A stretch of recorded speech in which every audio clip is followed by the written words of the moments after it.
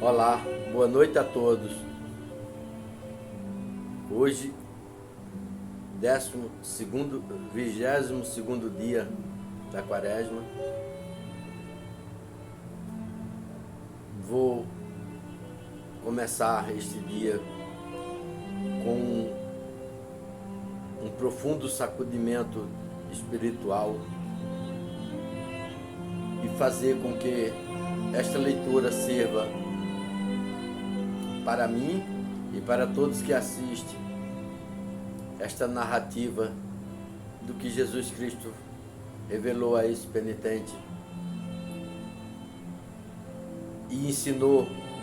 como nós que ia participar de uma parte dessa história,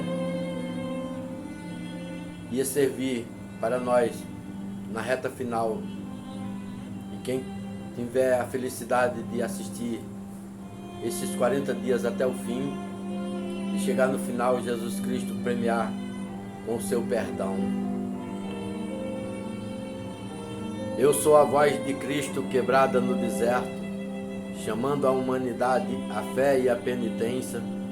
porque chegou o século da destruição do mundo e a separação de Deus, ou a união com Deus, é feita aqui na terra. Baixa um pouquinho.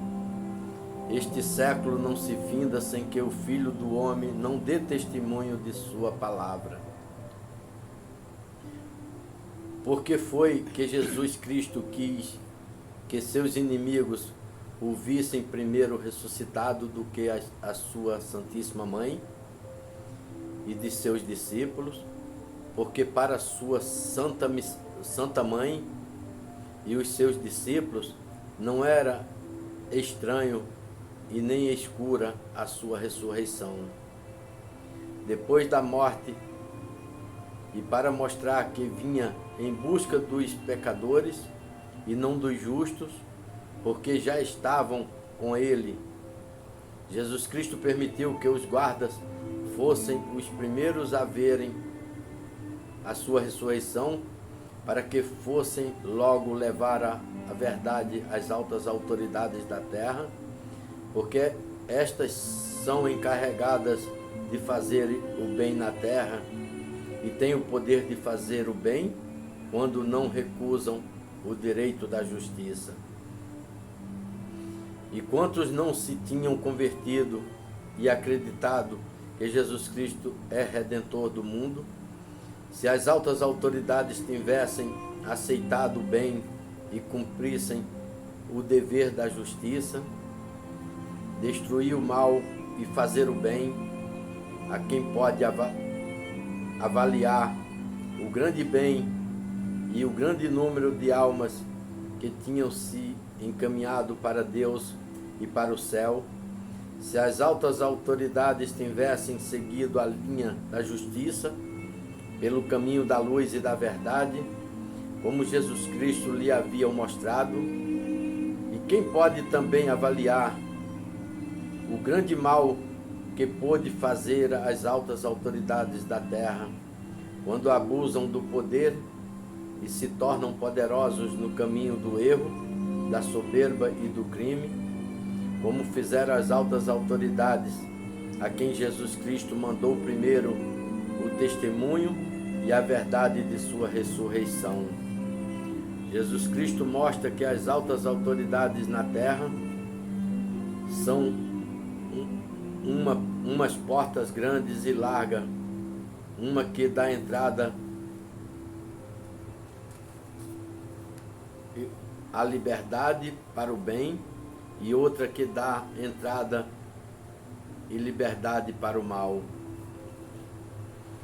E quando a autoridade abusa do bem e do poder e abre a porta do erro e do mal e manda com seu poder de autoridade que entre por esta porta, ninguém deve e nem é obrigado a obedecer esta autoridade, porque não é mais o poder da justiça e do bem quem manda, e sim o poder da soberba e do crime, que revoltado contra o poder da justiça e do bem, manda seguir o caminho do erro e do crime. Não é crime nem erro desobedecer a qualquer autoridade quando esta abusa do poder da justiça e do bem e manda com o poder de autoridade contra a justiça e contra o bem. Esta autoridade diante de Deus e da justiça não é mais uma autoridade,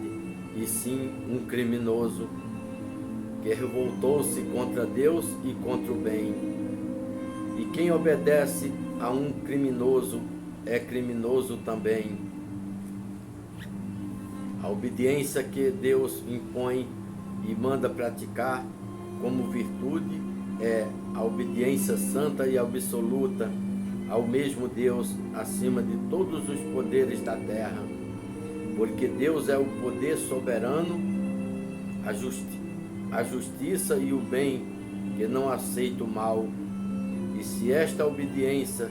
a todo e qualquer poder fosse um ato de virtude,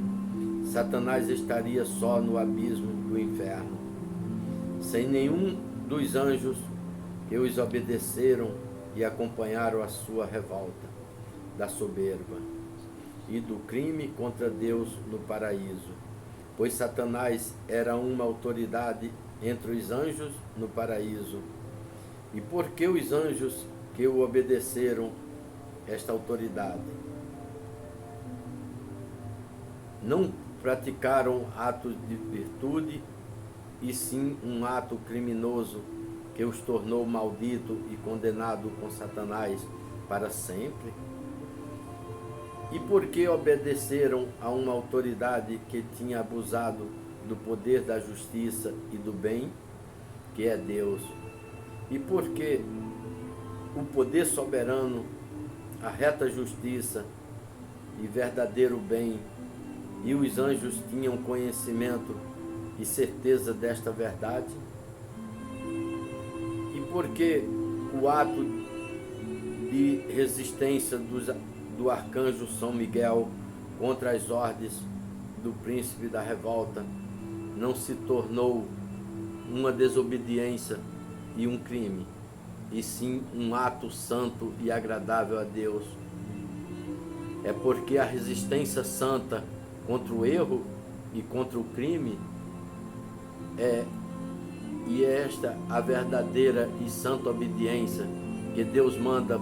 por amor da justiça e do bem. E desde a revolta do mal contra o bem, do crime contra a justiça e das trevas contra a luz, que existem duas obediências, uma santa, que obedece o poder da luz, da verdade e da justiça, e uma obediência condenada, que obedece ao poder das trevas, da calúnia e da soberba. É preciso que os filhos da luz e da verdade vivam muitos ativos e prevenidos na terra para verem e compreenderem quando manda o poder das trevas e da calúnia, porque as trevas entram na terra com a sombra de luz, a calúnia em lugar da verdade e o mal com a aparência do bem. Procuram de novo enganar na terra os filhos da luz e da verdade, confundindo a luz com as trevas, a verdade com a calúnia e o bem com o mal. Jesus Cristo, ressuscitado entre seus discípulos, os confirmando na fé e explicando ainda as verdades eternas, para não serem enganados pelo poder das trevas e pela maldade da mentira.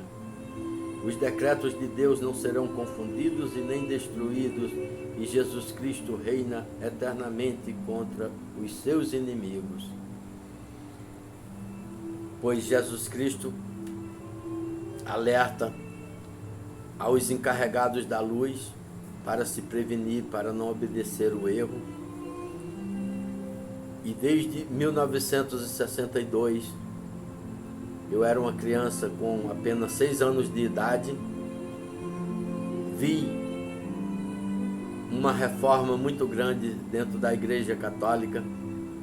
e com 8 anos de idade me afastei dos sacramentos e vivi no silêncio do coração, fazendo oração e penitência e pedindo a Deus que me iluminasse o caminho para seguir sem os sacramentos, e fui premiado com este livro aqui, de uma revelação de Jesus Cristo a um homem no início do século XX, com o livro de Hugo Vast, um grande escritor argentino que me ensinou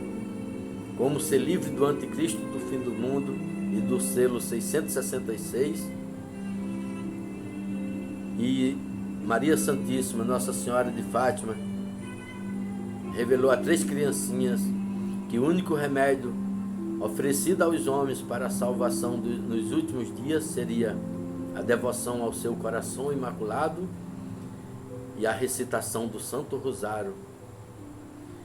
Com esses 3 companheiros, eu hoje estou já no estado de velhice, esperando com muita alegria os meus últimos dias e a certeza que Jesus há de me perdoar e perdoar ainda as pessoas que, por meu intermédio, possa chegar ao conhecimento da verdade. Tenham todos uma noite abençoada, fique com Deus e salve Maria Santíssima, Rainha dos anjos e dos homens. Amém.